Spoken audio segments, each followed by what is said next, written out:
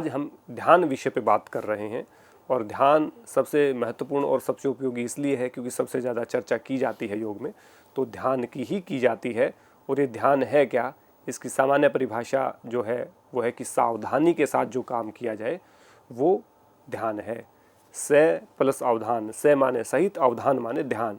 जो ध्यान के साथ किया जाए वो सावधान है। तो सावधानी हटी दुर्घटना घटी, यानी कि जब आप किसी काम को सावधानी पूर्वक करते हैं, ध्यान के साथ करते हैं तो सफल होता है।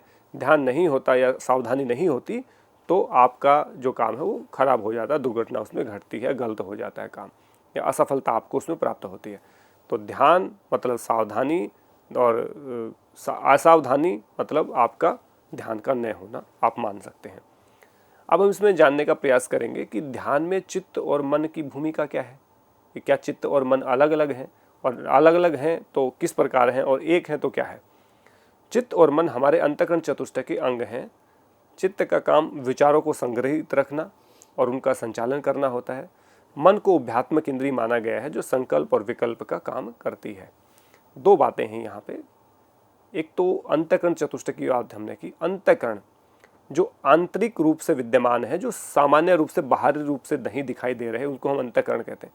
अंत माने जो अंदर है, कर्ण माने जिनके द्वारा हम कार्य करते हैं। हाथों से भी कार्य करते हैं, पैरों से भी कार्य करते हैं, मुंह से भी कार्य करते हैं, नासिका अपना कार्य करती है, कान अपना काम कर रहे हैं, हाथ पैर अपना काम कर रहे हैं, पेट अपना काम कर रहा है, तो सारे अंग अपना काम कर रहे हैं। इसको हम बोलते हैं बाह्यकरण।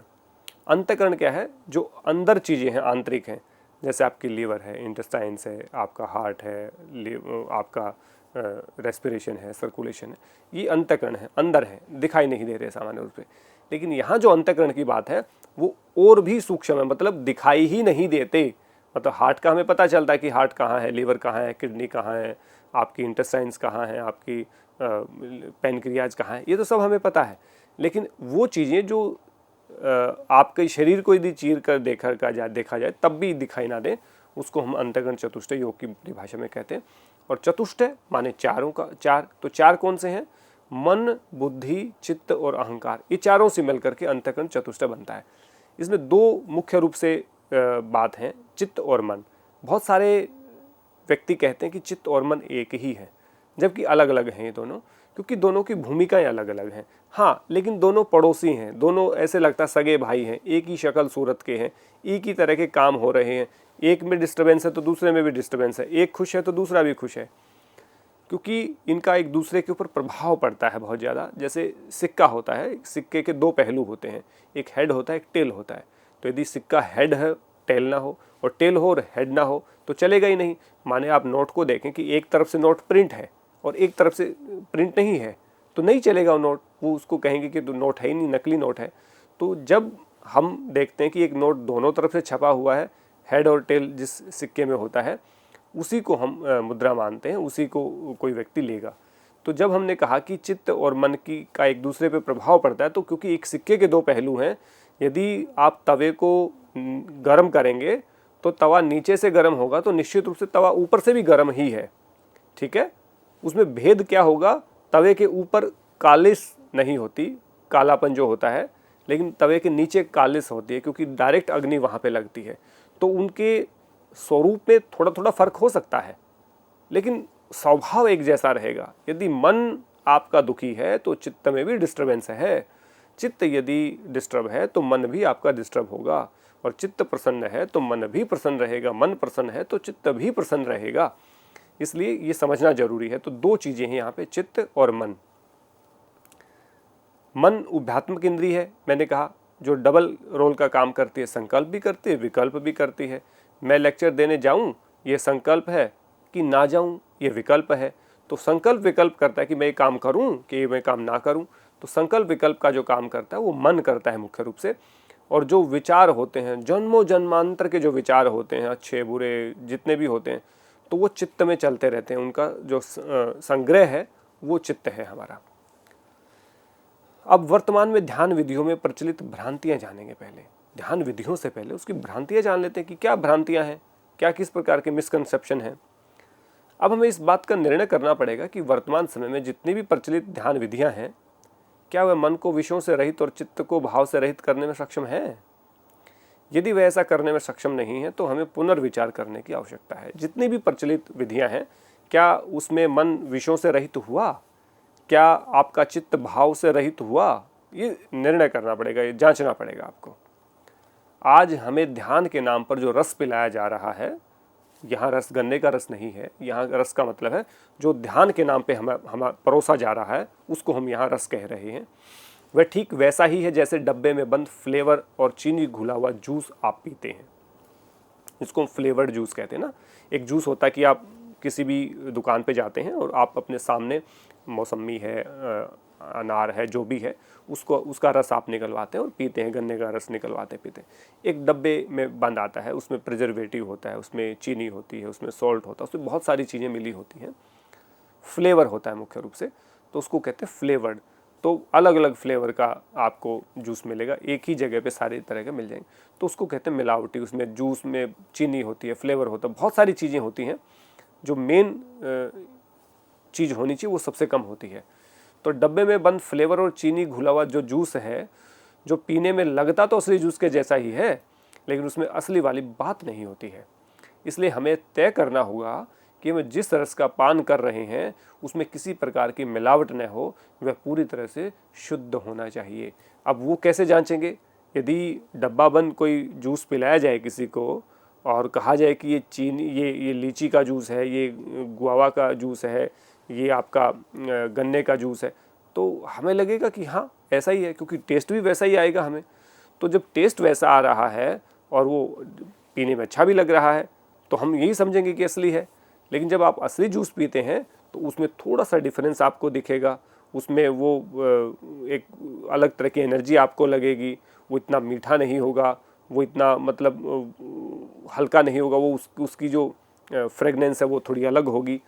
तो ये हमें जानना पड़ेगा कि, और यदि कोई व्यक्ति ऐसा हो जिसको जन्म से ही मिलावट का जूस मिला हो या डब्बाबंद फ्लेवर वाला जूस मिला हो, तो असली जूस जब वो पिएगा तो उसको क्या लगेगा कि कौन सा असली है, तो वो डब्बा बंद जो जूस है उसको असली बताएगा, और जो रियल जो जूस है जो आप अपने सामने बनवा रहे हैं वो लगेगा कि ये ठीक नहीं है, वो ज़्यादा अच्छा है, वो ज़्यादा अच्छा है, वो ज़्यादा टेस्टी है। क्योंकि हमें आदत लगा दी गई है, लत लगा दी गई है, टेस्ट को जान लिया है। बहुत सारे रिसर्च होते हैं कि व्यक्ति को इस टेस्ट की ज़रूरत होती है। आप कोई भी नमकीन चीज़ खा रहे हैं, उस नमकीन चीज़ में चीनी भी होती है, आप लोगों को नहीं पता होता। आप जब भी कुछ खा रहे हैं, कुछ भी, मैं किसी चीज़ का नाम नहीं लूँगा क्योंकि मैं किसी का प्रमोशन नहीं करता हूँ कि मैं किसी भी प्रकार की चीज़ का नाम लूँ, लेकिन यदि आप कोई नमकीन चीज़ खा रहे हैं स्नैक्स टाइप में, जो भी आजकल बाज़ार में उपलब्ध है, आप उस पर पैकेट पे देखिए जा करके, उसमें चीनी भी होती है, उसमें बहुत सारी चीज़ें ऐसी ऐसी होती हैं जो आपने सोची भी नहीं होंगी। उसका जो टेस्ट है वो जीभ उस टेस्ट को बार बार मांगती है। तो आपने जब आदत गलत चीज़ की लगा दी तो फिर आपको रियल जो चीज़ है, जो असली चीज़ है, वो आपको नकली लगने लगेगी। ठीक योग में, ध्यान में भी ऐसा ही हुआ है। आज ध्यान के नाम पे प्रचलित जितनी भी विधियां हैं, मैं कोई ये नहीं कह रहा कि किस व्यक्ति ने क्या किया है, मुख्य रूप से जितनी भी विधियां हैं, 90% जो विधियां हैं वो फ्लेवर्ड जूस ही है। वो चीनी घोल करके, फ्लेवर घोल करके पिलाया गया जूस है, वो असली ध्यान नहीं है। क्योंकि असली ध्यान में थोड़ी मेहनत लगती है, सरलता है, सहजता है, लेकिन उसके लिए है जो नियम का पालन करता है। जो नियम का पालन नहीं करता उसके लिए तो बहुत कठिन है वो, उसके लिए तो फिर फ्लेवर जूस ही अच्छा है, क्योंकि वो अपने आप में ही खुश हो लेता है। तो कहते हैं ना, मतलब उसको लग रहा है कि तुम बहुत आनंद में हो। जैसे बहुत सारे ध्यान में कहा गया कि कभी रुला देते हैं, कभी हंसा देते हैं, कभी कुछ कह देते हैं, कभी इमोशनल कर देते हैं, तो अलग अलग भाव के साथ खेलते रहते हैं। तो वो आपकी चीज़ों को कुरेदते हैं, उससे आपको लगता है कि अच्छा ये असली योग है, ये असली ध्यान है। तो फिर आप असली वाला जो ध्यान होता है उससे कहीं ना कहीं अलग हो जाते हैं और फिर मानने को तैयार नहीं होते हो। तो जब तक हम ध्यान के नाम पर लोगों को कोरी कल्पनाएं करवाते रहेंगे कि ये सोचो, ये हो गया, वो हो गया, इस प्रकार का अनुभव करो, तो ये रिलैक्सेशन तो हो सकती है, बहुत अच्छी रिलैक्सेशन, लेकिन ध्यान नहीं है। तब तक आप अभ्यास में सफलता प्राप्त नहीं कर पाओगे जब तक हम ऐसी कोरी कल्पनाएं करवाते रहेंगे। ध्यान के लिए हमें समझना पड़ेगा कि हम ध्यान किसका करें। इसके लिए हमें धारणा को समझना पड़ेगा। ध्यान को करने से पहले धारणा मुख्य रूप से बाह्य और आंतरिक होती है। बाह्य धारणा में किसी भी बिंदु का निर्धारण करके उस पर चित्त को एकाग्र किया जाता है, और आंतरिक धारणा में अपने हृदय प्रदेश अथवा नाड़ियों में ध्यान करने का निर्देश मिलता है आपको। इन दोनों धारणाओं में आंतरिक धारणा का अभ्यास अधिक उपयोगी माना गया है। हृदय प्रदेश अथवा नाड़ियों में धारणा का अभ्यास करने को आंतरिक धारणा का प्रथम चरण माना गया है। इसके बाद आंतरिक धारणा के अभ्यास को धीरे धीरे हृदय और नाड़ियों से होते हुए परमात्मा तक लेकर जाना ही धारणा का लक्ष्य कहा गया है। अब आगे हम ध्यान किसका करें, कौन है जिसका हम ध्यान करें। ध्यान जब मैं कहता हूं कि जो फ्लेवर्ड जूस आपको ध्यान के नाम पे पिलाया जा रहा है, उसमें जिसका जो मन करता है, जिसको जो ठीक लगता है, उसी के पीछे वो रहता है कि ये ठीक है, इसको करना चाहिए, और उसी की वो तारीफ करता रहता है। लेकिन उसके लिए हमें कुछ विद्वानों को देखना पड़ेगा, कुछ योगियों को देखना पड़ेगा, और हमारे दर्शन क्या कहते हैं, शास्त्र क्या कहते हैं। तो महर्षि दयानंद सरस्वती जो बहुत बड़े योग गुरु रहे, और जो अष्टांग योग की जो बात थी, अष्टांग योग पे पूर्णतः जो खरे उतरते थे, उनमें एक महर्षि दयानंद सरस्वती का नाम सबसे अग्रणीय है, जिनका पूरी तरह से यम नियम पे कंट्रोल था। यम नियम, आसन, प्राणायाम, प्रत्याहार, धारणा, ध्यान और समाधि, समाधिस्थ थे। उसके अनेकों एग्जाम्पल हैं, लेकिन आज हमारा वो विषय नहीं है। इसलिए ध्यान के विषय में महर्षि दयानंद सरस्वती कहते हैं कि ईश्वर को छोड़कर अन्य किसी भी पदार्थ का ध्यान नहीं करना चाहिए। साधक को उस अंतर्यामी परमात्मा के स्वरूप को ज्ञान में, परमात्मा के स्वरूप और ज्ञान में मग्न हो जाना ही ध्यान है। माने यहाँ कहा कि परमात्मा को छोड़कर अन्य किसी पदार्थ का हमें ध्यान नहीं करना चाहिए। साधक को उस अंतर्यामी परमात्मा के स्वरूप और ज्ञान में मग्न हो जाना ही चाहिए, मग्न हो जाना ही ध्यान है। जब उस अंतर्यामी जो सब कुछ जानता है, उस परमात्मा के स्वरूप में और ज्ञान में हम मग्न हो जाते हैं, तो वैसा ही स्वरूप हम समझने लगते हैं अपना, और उसी ज्ञान में मग्न होकर के उस ज्ञान से परिपूर्ण हो जाते हैं। ये महर्षि दयानंद सरस्वती ने यहाँ पे कहा। अब ऋग्वेद क्या कहता है, ऋग्वेद के अनुसार ध्यान क्या है? इसी प्रकार ऋग्वेद कहता है कि जैसे नदी, नल आदि जो जल के स्रोत होते हैं, वो अंततः समुद्र में ही आकर के समाते हैं या गिरते हैं, वैसे ही ईश्वर में ध्यान करने वाला साधक अपनी इंद्रियों को समेट कर परमात्मा के आनंद में निमग्न हो जाते हैं। इसी की पुष्टि करते हुए कहा ऋग्वेद में आगे कि साधक को अपने मन को परमात्मा में निमग्न करके ध्यान करना चाहिए, जैसे सदा से साधक उस सर्वज्ञ और महान परमेश्वर में मन, बुद्धि और संपूर्ण ज्ञान को समर्पित करते आए हैं। यहाँ दोनों कोटेशन ऋग्वेद की हैं। पहले में कहा कि जैसे नदी, नल आदि जो जल के स्रोत होते हैं, नदी बह रही है, नाला बह रहा है, बड़े बड़े स्रोत बह रहे हैं, अंत में कहाँ जाते हैं? समुद्र में ही गिरते हैं, समाते हैं। वैसे ही ईश्वर में ध्यान करने वाले साधक अपनी इंद्रियों को समेट करके, माने अपनी जो इंद्रियां हैं उनको अंतर्मुखी करके परमात्मा के आनंद में निमग्न हो जाते हैं, मतलब परमात्मा में समा जाते हैं। इसी की पुष्टि करते आगे कहा कि साधक अपने मन को परमात्मा में निमग्न करके ध्यान करना चाहिए, जैसे सदा से साधक उस सर्वज्ञ और महान परमेश्वर में मन, बुद्धि और संपूर्ण ज्ञान को समर्पित करते हैं। माने जो हमारे पूर्वज हैं, जो हमारे ज्ञानी महात्मा लोग हैं, ऐसा वो करते आए हैं, हमें भी आगे जा करके वैसा ही करना है। ऋग्वेद आगे कहता है कि किसी भी उपासक अथवा साधक को परमात्मा के अतिरिक्त अन्य किसी की भी स्तुति नहीं करनी चाहिए। इस प्रकार परमात्मा की उपासना और ध्यान करने से परमात्मा अपने सामर्थ्य से साधकों की बुद्धि को अपने में युक्त कर लेता है, जिससे साधकों की आत्मा में दिव्य प्रकाश प्रकट होता है। अब यहाँ एक विशेष बात यहाँ पे कही कि जब साधक परमात्मा के अतिरिक्त अन्य किसी की स्तुति नहीं करता है, इस प्रकार परमात्मा की उपासना और ध्यान करने वाले साधक को परमात्मा क्या करते हैं? अपने सामर्थ्य से साधकों की बुद्धि को अपने में युक्त कर लेते हैं, मतलब उनकी बुद्धि को अपने में मिला लेते हैं, मतलब उनकी बुद्धि को सामर्थ्यवान बना करके उस बुद्धि में सभी दोषों को दूर करके उसको निर्दोष जो बुद्धि होती है, बिल्कुल दोष रहित जो बुद्धि होती है, वो उनकी बुद्धि हो जाती है, जिससे साधकों की आत्मा में दिव्य प्रकाश प्रकट होता है। अब श्रीमद् भगवत गीता के अनुसार ध्यान क्या है? उसमें 6ठे अध्याय में कहा, गीता में भगवान श्री कृष्ण ध्यान योग को समझाते हुए व उनके फल को बताते हुए कहते हैं कि योगी एकांत में रहकर अपने चित्त व आत्मा का संयमन करे, इसके अलावा अन्य किसी भी प्रकार की कामना का मन में विचार भी न आने दे। इसके साथ साथ अपने अंदर से सांसारिक वस्तुओं को प्राप्त करने वाले भाव को त्याग कर अपने अंतःकरण को ध्यान में लगाने का प्रयास करें। यहाँ अंतःकरण की बात कर दी, इसमें चित्त भी आ गया, मन भी आ गया, बुद्धि भी आ गया और अहंकार भी, सब के सब आ गए। तो अंतःकरण शब्द का प्रयोग किया गया तो चारों को आप उसमें समाहित कर सकते हैं। ध्यान के लिए आसन की तैयारी के विषय में क्या कहती है गीता? गीता कहती है स्थान का निर्धारण करिए पहले। कैसा स्थान होना चाहिए? गीता में भगवान श्री कृष्ण कहते हैं कि योगाभ्यासी साधक को शुद्ध स्थान और समतल भूमि पर सबसे पहले दर्भ अर्थात घास, मृग की छाल अथवा कंबल आदि बिछाकर आसन लगाना चाहिए। आसन लगाने के लिए पहले कहा कि जो स्थान है वो शुद्ध होना चाहिए, गंदगी वहाँ पे ना हो, ठीक है। समतल भूमि हो, ऊंची नीची ना हो, उबड़ खाबड़ ना हो।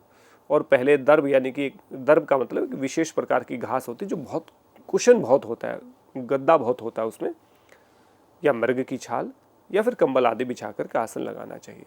अब आप देखिए कि जो व्यक्ति शुद्ध स्थान की बात करते हैं, कुछ लोग कहीं भी योग अभ्यास कर देते हैं, कहीं भी कभी भी।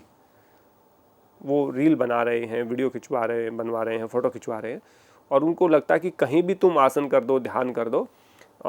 लेकिन स्थान का अपना महत्व है। जो एक अच्छा प्रैक्टिशनर है वो हर कहीं अभ्यास नहीं कर सकता, कंफर्ट नहीं होता। उसको अभ्यास करने के लिए शुद्ध स्थान की ही आवश्यकता होती है। ये नहीं कि वो कहीं भी खड़ा होकर के कर रहा है, कहीं भी बैठ करके कर रहा है, किसी भी स्थान पर बैठ गया वहीं पे अभ्यास कर दिया, ऐसा वो व्यक्ति नहीं करता है जो अच्छा प्रैक्टिशनर होता है। उसके बाद आसन की इम्पोर्टेंस की कि जो बिछाएंगे वो या तो अच्छी घास हो या फिर मृग की छाल हो या फिर कंबल आदि बिछा करके हमें अभ्यास करना चाहिए। वर्तमान समय में हमारे पास योग मैट है, हम उनका प्रयोग कर सकते हैं। शरीर और मन की स्थिति क्या होगी?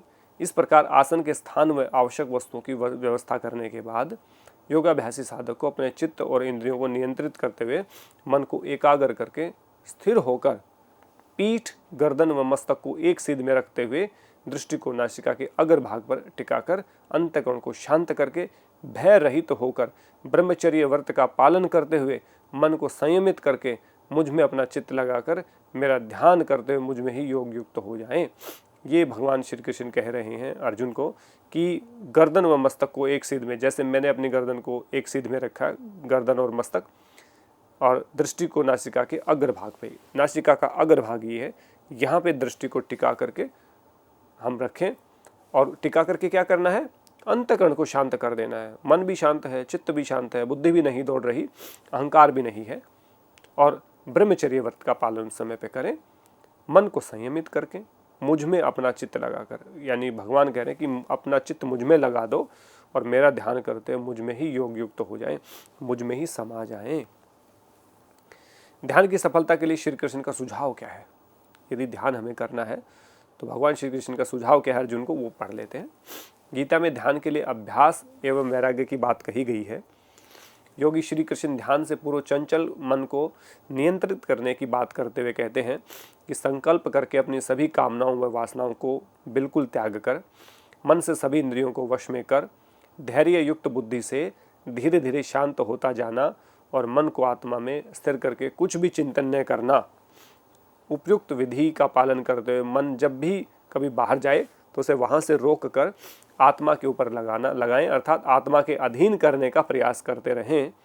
इस पर अर्जुन शंका जताते हुए कहते हैं कि मन तो बहुत चंचल है, बलवान है तथा दृढ़ है, मजबूत है। ऐसे मन को नियंत्रित करना तो वायु को नियंत्रित करने के समान अत्यंत कठिन है। ये प्रश्न है अर्जुन का, क्वेश्चन है। तब अर्जुन की शंका का समाधान करते हुए भगवान श्री कृष्ण कहते हैं कि हे अर्जुन, इसमें कोई संदेह नहीं है कि इस चंचल मन को नियंत्रित करना अत्यंत कठिन है, परंतु फिर भी अभ्यास एवं वैराग्य से इसे नियंत्रण में किया जा सकता है। माने अभ्यास और वैराग्य वो टूल यहाँ पे भगवान श्री कृष्ण बता रहे हैं कि कोई कठिन लगने वाला काम, वो ध्यान ही नहीं, सामान्य जीवन में भी आपको जो काम कठिन लग रहा है कि ये तो हो ही नहीं पा रहा, होगा ही नहीं, लेकिन बार बार के अभ्यास और वैराग्य भाव से आप उस कार्य को निश्चित रूप से करेंगे। तो अभ्यास वो की है, वो कहते हैं ना की ऑफ सक्सेस। प्रैक्टिस जो है वो की ऑफ सक्सेस है, अभ्यास सफलता की चाबी है। अब ध्यान से पूर्व की अनिवार्य योग्यता क्या होनी चाहिए? ध्यान से पूर्व की जो अनिवार्य योग्यता है, हम आजकल योग गुरु भी ऐसे हैं जो कहें कि ध्यान लगवाना है तो कहें हाँ लगवा देते हैं, तुरंत लगवा देंगे, पहले ही दिन लगवा देंगे। तो तो ऐसे योग गुरुओं से बचना चाहिए जो पहले दिन आपका ध्यान लगवा दे, क्योंकि ध्यान से पहले यमों का पालन करना आवश्यक है। जब तक योग साधक के व्यवहार में अहिंसा, सत्य, अस्तेय, ब्रह्मचर्य और अपरिग्रह का पालन नहीं आ जाता, तब तक ध्यान संभव नहीं है। हाँ, फ्लेवर्ड जूस या रस जरूर पी सकते हैं आप उसका। कोई व्यक्ति ये चाहे कि मैं अपने लोभ, क्रोध और मोह के वश में आकर हिंसा, झूठ, चोरी, कामुकता, अनावश्यक विचारों का संग्रह करते हुए ही ध्यान का अभ्यास करता रहूं, तो संभव नहीं है। इसलिए साधक को ध्यान के अभ्यास में सफलता प्राप्त करने के लिए पूरी तरह से यमों का पालन करना चाहिए। तय कर लेना है भाई, लोभ रखना है, क्रोध रखना है, मोह रखना है, इनमें वशीभूत होकर के मारपीट करनी है, झूठ बोलनी है, चोरी करनी है, कामुकता करनी है, अनावश्यक विचारों का संग्रह रखना है, तो फिर ध्यान काहे कर रहे हैं? ध्यान नहीं करना चाहिए उन व्यक्तियों को। उन व्यक्ति ध्यान के लायक ही नहीं है, क्योंकि ध्यान अलग चीज़ है, वो अलग डायरेक्शन है, ये अलग डायरेक्शन है, तो बिल्कुल विपरीत है। लेकिन कुछ लोग कहते हैं कि ये भी करते रहें और वो भी करते रहें। ऐसे व्यक्ति कहीं के नहीं होते हैं। नियमों का पालन, यमों की तरह ही साधक को ध्यानस्थ होने के लिए शौच, संतोष, तप, स्वाध्याय और ईश्वर प्रणिधान का पालन करना अनिवार्य है। माने जीवन में सामाजिक उन्नति यमों से और व्यक्तिगत उन्नति नियमों से होती है। तो जो व्यक्ति शौच, संतोष, तप, स्वाध्याय और ईश्वर प्रणिधान का पालन नहीं करता, उसको भी आगे ध्यान में परिणित होने में कठिनाई निश्चित रूप से आएगी। आसन का अभ्यास क्या कहता है? ध्यान हेतु आसन में सिद्धि प्राप्त करना बहुत आवश्यक और अनिवार्य है, क्योंकि बिना आसन की सिद्धि के ध्यान का अभ्यास नहीं किया जा सकता। इसके लिए साधक को किसी भी ध्यानात्मक आसन का अभ्यास करना चाहिए, जिसकी विधि का वर्णन गीता में भगवान श्री कृष्ण ने किया है। कैसे किया है? जो हमने पहले पढ़ा कि कमर गर्दन को सीधी करके समतल जमीन पे शुद्ध स्थान पे बैठ के करना। इसके बाद प्राणायाम का अभ्यास। हठ प्रदीपिका कहती है कि जब तक प्राण अनियंत्रित होकर चलता रहता है, तब तक हमारा चित्त भी चलता रहता है, लेकिन जैसे ही हम प्राण को नियंत्रित कर लेते हैं, वैसे हमारा चित्त भी नियंत्रण में आ जाता है। चले वाते चलम चितम, निश्चले निश्चलम भावेत, ये यहाँ पे सूत्र है। योग दर्शन भी प्राणायाम के लाभ का वर्णन करते हुए कहता है कि प्राणायाम करने से मन की धारणा शक्ति का विकास होता है। इस धारणा शक्ति से ही ध्यान का मार्ग प्रशस्त होता है। इसलिए ध्यान हेतु प्राणायाम का अभ्यास बहुत उपयोगी है। मैं ये कहता हूँ कि प्राणायाम के बिना आप मन और चित्त को एकाग्र नहीं कर सकते, क्योंकि मन और चित्त को एकाग्र करने का जो सबसे प्रभावी तरीका है वो प्राणायाम है। महर्षि पतंजलि योग दर्शन में कहते हैं, प्रच्छर्दन विधारणाभ्याम वा प्राणस्य। प्रच्छर्दन विधारणाभ्याम, प्रच्छर्दन मतलब श्वास को बार बार बाहर निकालना, विधारणाभ्याम उसको बाहर ही रोके रखना। ये बाह्य प्राणायाम की विधि है एक प्रकार से। इससे आपका मन जो है वो एकाग्र होता है। इसलिए ध्यान हेतु प्राणायाम का अभ्यास बहुत अधिक उपयोगी है। या मैं ये कहूँ कि बिना प्राण के साधे आपका मन और चित्त नहीं साध सकता, तो इसमें कोई अतिशोक्ति नहीं। ये बिल्कुल एक सिक्के के दो पहलू की तरह है। प्रत्याहार का अभ्यास कितना आवश्यक है? प्रत्याहार से साधक अपनी इंद्रियों को अपने वश में कर लेता है, जो कि ध्यान के लिए सबसे आवश्यक है। जब सभी इंद्रियां चित्त का अनुसरण करती हैं, तभी धारणा करना संभव है। इसलिए बिना प्रत्याहार के धारणा संभव नहीं है, और बिना धारणा के ध्यान संभव नहीं। इसलिए साधक का प्रत्याहार में निपुण होना आवश्यक है। इस प्रकार साधक को ध्यान से पूर्व अष्टांग योग के बहिरंग साधनों यम, नियम, आसन, प्राणायाम और प्रत्याहार का ध्यान करना है, दक्षता प्राप्त करनी है। तभी साधक धारणा के माध्यम से ध्यान में परिणित हो सकता है। ध्यान में सफलता प्राप्त करने का कोई शॉर्टकट नहीं है। अब कुछ प्रमुख ध्यान विधियां जान लेते हैं। बाकी आपको इसकी प्रैक्टिस किसी योग्य गुरु के निर्देशन में करनी चाहिए, लेकिन हम यहाँ पे मुख्य रूप से जान लेते हैं। ऊपर ऋग्वेद से लेकर के स्वामी दयानंद सरस्वती द्वारा इस बात की पुष्टि की जा चुकी है कि परमात्मा के अतिरिक्त अन्य किसी भी पदार्थ का ध्यान नहीं करना चाहिए। अब प्रश्न उठता है कि परमात्मा का ध्यान कैसे किया जाए? इसका उत्तर हमें योग दर्शन में मिलता है। योग दर्शन के समाधि पाद में ईश्वर के स्वरूप और गुणों का वर्णन बहुत सुंदर तरीके से किया गया है। हमें केवल उसी का अनुसरण करना है। कैसे अनुसरण करेंगे? ध्यान हेतु किसी भी ध्यानात्मक आसन में बैठकर आंखों को कोमलता से बंद करें और 3 बार ओम शब्द का उच्चारण करें। इसके बाद 3 बार बाह्य प्राणायाम का अभ्यास करें। श्वास को बाहर छोड़ें, बाहर ही रोके रखें। प्राणायाम करने के बाद पूरी सजगता के साथ अपने प्राण को दृष्टा भाव से देखना है। जैसे प्राण की गति सामान्य से गहरी होनी आरंभ हो जाए, वैसे ही ईश्वर का चिंतन प्रारंभ करना चाहिए। अब ईश्वर क्या है? ईश्वर का चिंतन करने के जो ईश्वर प्रणिधान का जो सूत्र है, उससे हम शुरू करते हैं। परमात्मा के प्रति पूर्ण समर्पण भाव रखना। उसके बाद हमें चिंतन करना कि वह ईश्वर सभी प्रकार के क्लेशों, कर्म, उनके फल और संस्कारों से रहित और सभी आत्माओं में विशेष है। इसको कहा क्लेश कर्म विपाक से अपरामृष्ट पुरुष विशेष ईश्वर है। उसके बाद उस ईश्वर में जितना ज्ञान है उसमें उतना किसी में नहीं है, ना उसके बराबर किसी में है, ना उससे ज़्यादा किसी में है। वो सभी गुरुओं का गुरु है क्योंकि वह काल की सीमा से परे है। उसका मुख्य और निज नाम ओम है और उस ओम का उच्चारण उसके अर्थ की भावना के साथ करते हुए अपने सभी कर्मों को उस ईश्वर में समर्पित करता हूँ। ये भावना आपको रखनी है। इसमें पहला हो गया क्लेश कर्म विपाक से परामृष्ट पुरुष विशेष ईश्वर। दूसरा हो गया तत्र निर्तिशयम सर्वज्ञम सर्वज्ञ बीजम। और तीसरा हो गया स एष है पूर्वेशाम अपि गुरु कालेन अन्वच्छेदात। और चौथा हो गया हमारा तस्य वाचक प्रणव।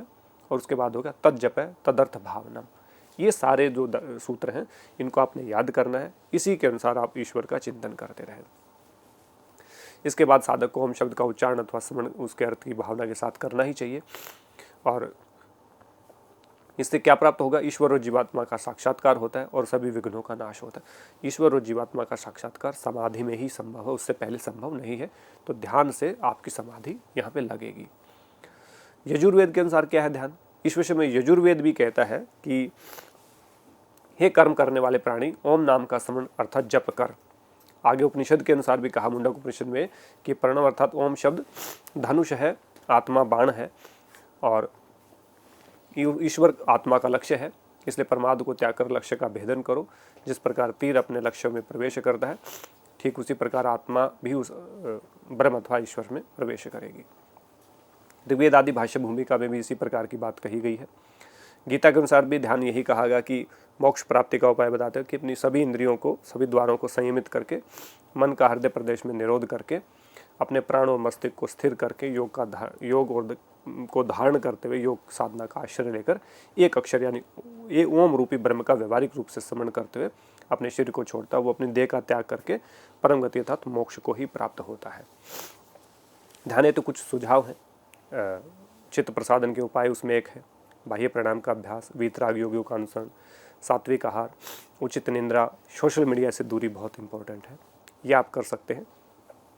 तो इससे हमारा जो निष्कर्ष है वो ध्यान पूरे दिन भर घटने वाली घटना है। इसलिए ध्यान को सामान्य जीवन में भी अपनाएं, माने सावधानी के साथ कार्य करें, मनोयोग के साथ कार्य करें और ईश्वर का चिंतन करें, ईश्वर का ध्यान करें, प्राणों का संयमन करें, अच्छी निद्रा लें, उचित आहार लें। इस प्रकार यदि आप किसी योग्य गुरु के निर्देशन में ध्यान का अभ्यास करते हैं तो निश्चित रूप से आपको समाधि भी प्राप्त होगी, एक चित्त एकाग्र होगा और आपको अनेकों लाभ इसके प्राप्त होंगे। आशा है आपको ये व्याख्यान पसंद आया होगा और आप इस बताई गई विधियों का इम्प्लीमेंटेशन अपने जीवन में करेंगे और लाभ उठाएंगे। आप सबका बहुत धन्यवाद।